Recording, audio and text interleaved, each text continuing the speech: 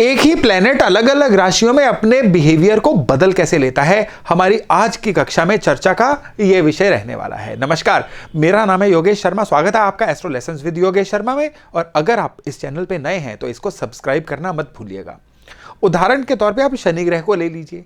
शनि ग्रह जो है मेष राशि में और तरह का बिहेव करेंगे, वृष राशि में और तरह का बिहेव करेंगे, मीन राशि में शनि बिल्कुल और तरह का बिहेव करेंगे।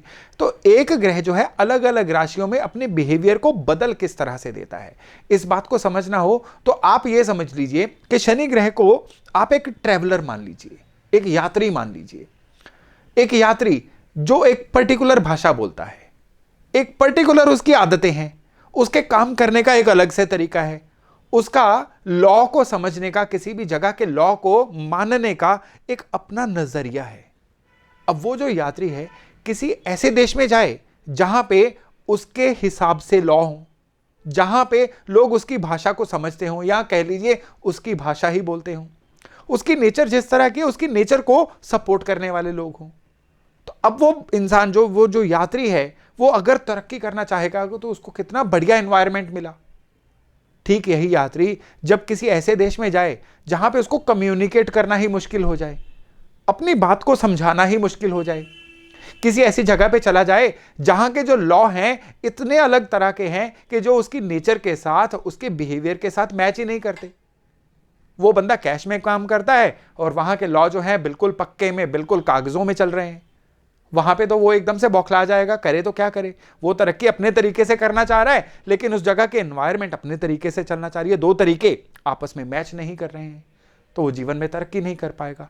लेकिन यही यात्री अब किसी ऐसे देश में चला गया जहां पे बिल्कुल ही कोई ऐसा माहौल है कि जहां पे उसका तो सांस लेना ही मुश्किल है।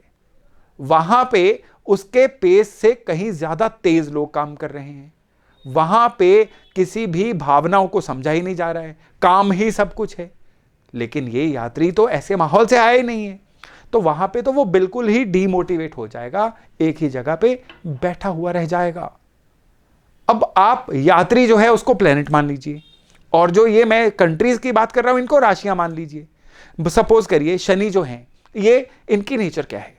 शनि की नेचर है आराम से लगातार काम, बूंद बूंद बूंद बूंद करके, जैसे सागर भरता है ना, उस तरह से काम को करने की, डिसिप्लिन में रहने की, हमेशा चीजों को लॉजिकल वे से आगे बढ़ाने की। लेकिन ठीक उसी समय पे जो मेष राशि है, मंगल की राशि है, ये अग्नि राशि है। इस राशि के मायने हैं कि फटाफट काम निपटाओ। इस राशि के मायने हैं कि हमेशा कुछ नया सोचो, आउट ऑफ द बॉक्स सोचो।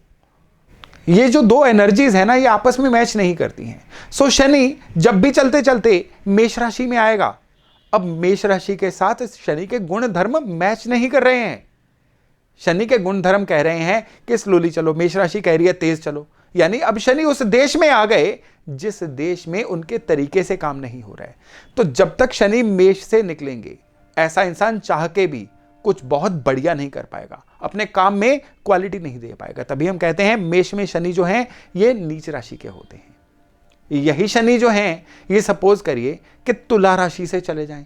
अब तुला राशि जो है उसकी क्या नेचर है? उसकी नेचर है काम को क्वालिटी में करना, क्वांटिटी में नहीं करना, क्वालिटी में करना। तुला राशि की नेचर है चीजों में समन्वय बना के बैलेंस होके चलना। तुला राशि की नेचर है सही को सही कहना, गलत को गलत कहना। अब ये चीजें शनि के साथ बड़ी मैच हो रही हैं। तुला राशि का जितना वर्किंग है वो शनि की नेचर के साथ बहुत ज्यादा मैच कर रहा है।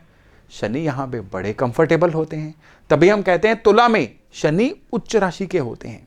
यहां पे शनि अपनी मकर या कुंभ राशि से भी ज्यादा अच्छे से परफॉर्म करते हैं। शनि की खूबसूरती खिल के सामने आती है जब भी शनि तुला राशि से निकलते हैं। तो जो लोग डरते हैं ना कि कोई ग्रह उच्च का है, नीच का होगा तो उनको नुकसान करेगा, उच्च का होगा तो उनको बहुत फायदा देगा, उनको इस नजरिए से, इस चश्मे से अगर वो देखेंगे ना प्लैनेट्स को, तो उनको प्लैनेट्स को समझने में बहुत ही ज्यादा आसानी होगी। यानी कोई प्लैनेट अगर नीच है ना तो वो ऐसी एनवायरनमेंट से निकल रहा है जो उसके फेवर में नहीं है। अब ये प्लैनेट नुकसान नहीं करेगा, सिर्फ अपना बेहतरीन नहीं दे पाएगा। वहीं दूसरी ओर कोई प्लैनेट अगर उच्च है तो उसका मतलब है कि उसको एक लॉन्च पैड दे दिया गया है, एक पूरी तैयारी दे दी गई है। अब वो चाहे तो अपना बहुत बेहतरीन दे पाएगा। जब भी इस ग्रह की दशा अंतर्दशा आएगी ना, ये प्लेनेट अपना कुछ बहुत अच्छा कर पाएगा। ठीक ऐसे ही शनि जब अपने दोस्तों यानी बुध के घर से निकलेंगे तो यहां पे शनि कम्युनिकेट अच्छे से कर पाएंगे। यहां पे शनि के यहां यानी उस देश के जो लॉज हैं ये शनि की फेवर में होंगे। आप इस उदाहरण को हर ग्रह के लिए मान के चलिए तो आपको ग्रहों का उच्च नीच या हर जो राशि से यात्रा है ना, उसको समझने में बड़ी आसानी हो जाएगी। बृहस्पति जो हैं ये फैलाव के कारक हैं, विजडम के कारक हैं।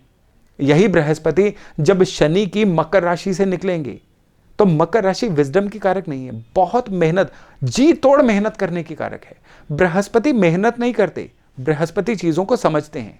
अब मेहनत वाली राशि से बृहस्पति निकलेंगे तो बृहस्पति के साथ वो ऊर्जा मैच ही नहीं करेगी, तो बृहस्पति वहां पे नीच कहलाएंगे ना। मंगल जो है ये काम करने के कारक हैं, ये इमोशंस को कुछ नहीं समझते। तो यही मंगल जब कर्क यानी इमोशन से भरपूर राशि से निकलेंगे तो ये मंगल की राशि ही नहीं है, मंगल का ये एरिया ही नहीं है। मंगल यहां पे डोमिनेट कर ही नहीं सकते। मंगल कहते हैं मैं तो भावनाओं से ऊपर उठ के काम करूंगा, कर्क कहती है भावनाएं ही सब कुछ हैं। यहां पे मंगल कंफ्यूज हो जाते हैं, भाई मैं कहां पे आ गया। तो इसीलिए जो कर्क राशि में मंगल होते हैं वो नीच कहलाते हैं। तो जिसके नीच राशि के मंगल होंगे इसका ये मतलब नहीं है कि जब भी मंगल की दशा आएगी उसको नुकसान होगा, सिर्फ उसके मंगल वाले एट्रीब्यूट जो है बहुत बुरी तरह से खराब हो जाएंगे। वो चाह के भी जो है वो इमोशनल हुए बिना नहीं रह सकता, इमोशंस उसके काम के आड़े आएंगी, उसकी एनर्जी जो है वो इमोशंस की वजह से डाउन रहेगी। ये नीच राशि के मंगल कहते हैं। तो इस तरह से जो हर प्लेनेट है ना, उसका हर राशि में जो है राशि के एट्रीब्यूट याद रखिए, प्लैनेट्स के एट्रीब्यूट याद रखिए, आपको एकदम से पता चल जाएगा कौन सी राशि में कौन सा प्लैनेट कैसा रिजल्ट देने वाला है। तो दोस्तों हर प्लैनेट हर राशि में किस तरह से असर देता है इसकी डिटेल्ड व्यू जो है ना, हमने अपने एस्ट्रोलॉजी के एक्सपर्टीज कोर्स में इसको कवर किया हुआ है। अगर आप एस्ट्रोलॉजी को बहुत गहराई से सीखना चाहते हैं तो आप इस नंबर पे कांटेक्ट करके इस कोर्स में भी एनरोल करवा सकते हैं। तो चलिए आज के वीडियो को विराम देता हूं, मिलते हैं नए वीडियो में एक अन्य जानकारी के साथ। अपना खूब ध्यान रखिएगा। नमस्कार।